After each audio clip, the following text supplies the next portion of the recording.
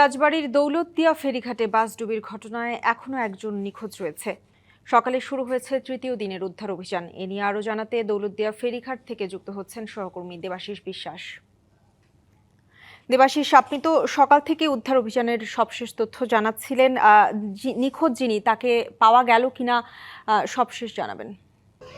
এখন পর্যন্ত নিখোঁজ যে সোহেল রানা নিখোঁজ ব্যক্তি, তার আসলে উদ্ধার রিপোর্ট, যিনি নিখোঁজ আছেন তার সন্ধান এখন পর্যন্ত পাওয়া যায়নি। এখানে কিন্তু উদ্ধার তৎপরতার আমরা যেটি দেখেছি যে উদ্ধার তৎপরতা কিন্তু বেগবান করেছে। বিশেষ করে এখানে যারা আছেন, বিশেষ করে ফায়ার সার্ভিসের 3টি ইউনিট, নৌবাহিনীর সদস্যরা, কোস্টগার্ডের সদস্যরা, তারা কিন্তু এই যে উদ্ধার তৎপরতা সেটি বেগবান করেছেন।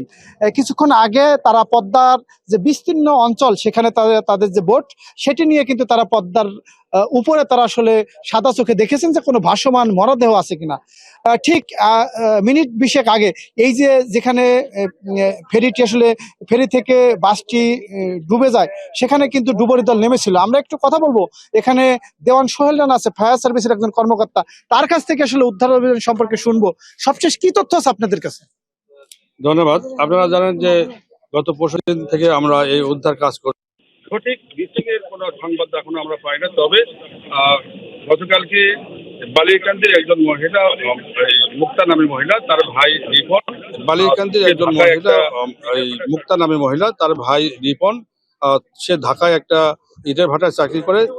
সে ঢাকায় যাওয়ার জন্য রাজবাড়ী বাস স্ট্যান্ডে সে তো এই সে বলেছে যে সে বলেছে যে তার ভাই মিসিং আছে, সে ঢাকায় গেছে কিনা বা এই বাসে ছিল কিনা সে নিশ্চিত না।